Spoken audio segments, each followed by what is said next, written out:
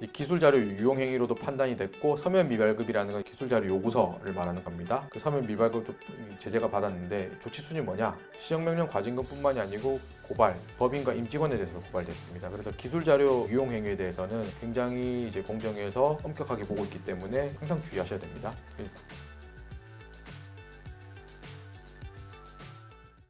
이제 구체적으로 좀 살펴보면요. 20년도에 조금 부터 이제 기술 자료 유용 행위가 많았는데, 그 처벌 사례가요. 보시면은 첫 번째 사례가 뭐냐? 첫 번째 사례는 요구 자료는 공정 순서, 이제 작업 표준서, 뭐 지그 개선 자료 등, 그러니까 그 기술 자료가 굉장히 범위가 넓습니다. 여기에 대해서 기술 자료 유용 행위로도 판단이 됐고, 서면 미발급이라는 건 기술 자료 요구서를 말하는 겁니다. 그 서면 미발급도 제재가 받았는데 조치 수준이 뭐냐? 시정명령 과징금뿐만이 아니고 고발, 법인과 임직원에 대해서도 고발됐습니다. 그래서 기술 자료 그 유용 행위에 대해서는 굉장히 이제 공정위에서 엄격하게 보고 있기 때문에 이건 항상 주의하셔야 됩니다.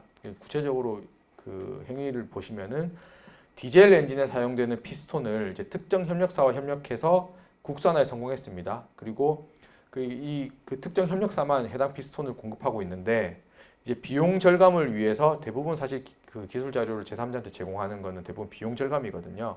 비용 절감을 위해서 제3자인 B에게 피스톤 견적을 요청했고, 미비점 보완을 위해서 이제 당연히 이제 그러니까 B가 개발 안 했으니까 뭔가 미비점이 발생을 하겠죠. 그리고 좀 싸게 공급받으려고 하면 아무래도 그 수급 사업자 기술력이 떨어질 수도 있는데, 이런 미비점 보완을 위해서 A의 기술 자료를 그냥 그 원사업자가 B한테 제공해 버렸습니다. 그리고 그 A와 B 이제 그 피스톤 공급처를 이원화 완료한 다음에 A한테는 단가인하 합력을 가해서 3개월 동안 약 11%의 단가를 인하하고, 이원화 이후에 1년 내에 A사와 거래선을 단절시켜 버리고 거래선을 변경해 버린 행위인데, 사실 이것만 봐도 딱 뭔가 좀 나쁜 행위지 않습니까? 여기에 대해서는 이제 공정위도 처벌이 세다는 거고, 그다음에 두 번째로는 이제 항공용 엔진 부품의 임가공 관련 작업 지침서를 요구한 행위인데요. 여기에 대해서는 그냥 서면 미발급만 그 이제 위법이 됐습니다. 여기에 대해서 보시면 아시겠다시피 그냥 시정명령만 나왔죠. 그래서 행위 유형을 보시면 됩니다. 그러니까 기술 자료 유형이 들어갔느냐, 아니면 서면 미발급만 있느냐.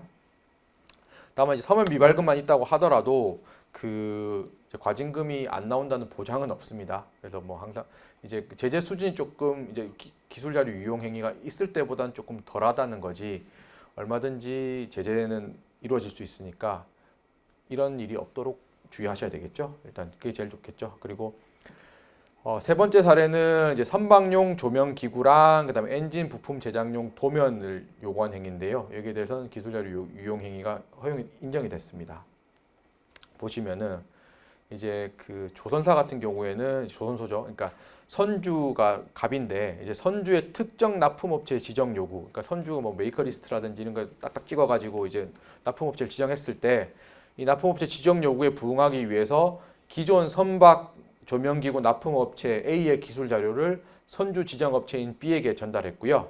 그리고 그 선주 지정업체가 선박 조명기구를 하자 없이 납품할 수 있도록 돕는 등 A의 기술 자료를 이용했다는 행위입니다.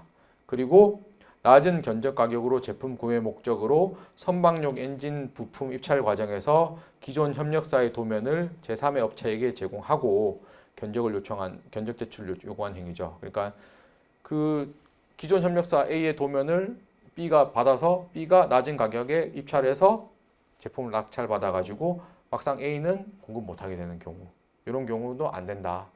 사실 뭐 상식에 비춰보면 너무 분명한 행위니까 이런 행위는 해서는 안 됩니다. 결국 그 보면은 대부분 비용 절감을 위해서 이런 일이 발생을 하는데, 그 비용 절감을 위해서 이런 일을 해서는 안 된다는 겁니다. 특히 이제 수급 사업자의 기술 자료를 그 남한테 제공하거나 기술 자료가 조금 뭔가 유용한 행위, 굉장히 이거는 보호죄 처벌받을 수 있다는 겁니다.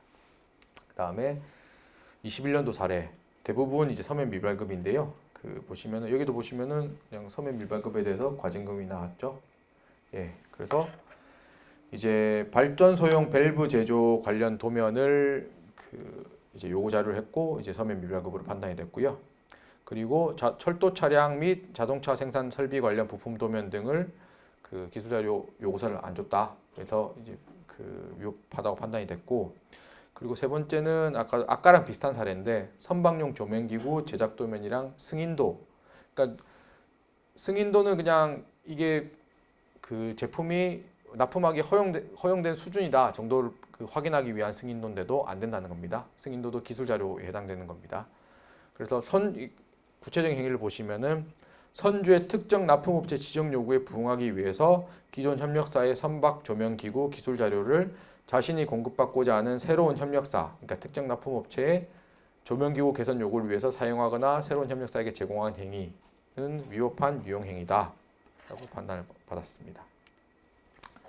그 다음에는 이제 설계 도면, 그리고 사진, 심지어 연구 노트까지도 그 기술 자료에 해당할 수가 있습니다. 구체적으로 협력사로부터 금형 제조 방법에 관한 기술 자료를 제공받은 후에 그 제조 방법에 대해서 협력사와의 협의 없이 원사업자 단독 명의로 특허를 등록한 데 사용했다는 겁니다. 그러니까 협력사랑 협력해가지고 이제 뭔가 기술 개발을 했는데 단독으로 특허 출원했다. 요거는 안 된다는 거고요. 사실 보시면 아시겠다시피 대부분 유용행위는 다 명백한 행위들입니다. 그러니까 뭔가 명백하게 나쁜 행위들이기 때문에 이런 행위는 안 하면 된다. 좀 참고하시면 될 것 같고, 그 다음에 두 번째로는 뭐 승인원이랑 품질 관리 자료도 역시 기술 자료에 해당될 수 있다 거고요. 그 다음에 이제 이게 삼성 SDI 건인데 이제 트레이 설계 도면 등을 이제 제3자한테 제공한 행위가 문제가 됐는데요. 구체적으로 보시면은 중국 법인의 현지 협력업체로부터 요청을 받고 이제 국내 협력사가 보유하고 있던 다른 협력사의 기술 자료, 그러니까 국내 협력사가 직접 작성한 건 아닙니다. 그러니까 보유하고 있던 다른 협력사의 기술 자료, 이제 운송용 트레이 도면을 받아서 중국 현지 협력업체에게 제공한 행위가 문제가 됐는데, 이제 공정위는 이제 수급 사업자의 기술 자료니까 여기에는 수급 사업자가 작성한 또는 소유한 기술 자료에 한정된다고 볼 수는 없고, 수급 사업자가 보유한 기술 자료, 예를 들면 매매라든지 뭐 사용권 허여 계약이라든지 사용 허락 등을 통해서 보유한 기술 자료도 포함이 된다라고 봤는데, 여기에 대해서 법원이 뭐 특별히 판단하진 않았고, 다만 이제 이 공정위 처분을 취소한 이유가 서울고등법원이 이제 트레이 제작 도면이 수급 사업자의 상당한 노력에 의해서 비밀로 유지되었다고 볼 수가 없다. 그러니까 비밀 관리성이 부정이 됐습니다. 그러니까 이 당시 그 적용된 법령에 의하면은 상당한 노력에 의해서 비밀로 유지돼야 되는데, 이 상당한 노력에 의해서 비밀로 유지됐다고 볼 수가 없다. 그렇기 때문에 이 트레이 제작 도면이 기술 자료가 아니다. 그렇기 때문에 그 뒷단에서는 살펴볼 필요도 없이 그냥 공정위 처분이 위법하다라고 판단했습니다. 다만 아까도 살펴봤다시피 이 상당한 노력에 의해 비밀로 유지되었다는 이 내용은 현재는 더 이상 유효하지가 않습니다. 그래서 그냥 비밀로 관리되면은 이제 기술 자료에 해당이 되기 때문에 비밀로 관리되는 자료에 한해서는 기술 자료에 기술 자료인지 아닌지 애매모호한 거는 그냥 기술 자료로 보시고 그냥 좀 보수적으로 접근하시는 게 안전할 것 같습니다. 그 다음에는 이제 인쇄, 배선, 기판, 조립품 설계도, 그러니까 도면 같은 건 다 그냥 기술 자료로 보시면 됩니다. 여기에 대해서 어떤 행위냐? 납품 승인 목적으로 협력사로부터 제공받은 부품 제작 관련 기술 자료를 해당 협력사의 단가 인상 요구에 대응하기 위해서 제3의 업체들에게 전달해서 거래선을 변경, 기존 협력사 거래 규모 축소하는 데 사용했다. 보시면 아시겠지만 대부분 다 그냥 거래선 변경하는 데 사용되죠. 사실 거래선 변경하는 데 사용될 거 아니면 기술 자료가 수급사업체 기술 자료가 딴 데 사용될 걸 다 상정하기는 어려운데, 대부분 이 기술 자료를 남한테 줘서 거래선 변경하는 행위, 요거는 절대 금하셔야 됩니다. 그 다음에 23년도는 이제 카메라 도면 등을 요구한 행위인데요. 보시면은 이제 기존의 신고인이 모두 담당하던 이제 공정의 일부, 이제 수급사업자가 모두 담당하던 공정의 일부죠. 여기 새로운 협력사와 협력해서 이제 피시민, 이제 원사업자가 자체 수행하는 방식으로 원가를 절감하기 위해서 신고인으로부터 카메라 도면 등 기술 자료를 제공받은 후에 이를 새로운 협력사에게 제공했다. 안 된다는 겁니다. 예, 사실 기술 자료 제공 유형은 거의 형태가 그 패턴이 정형화되어 있기 때문에 그러니까 받아서 남한테 줘서 내 비용 깎으면 안 된다는 겁니다. 그렇게 간단하게 생각 정리하시면 될 것 같고요.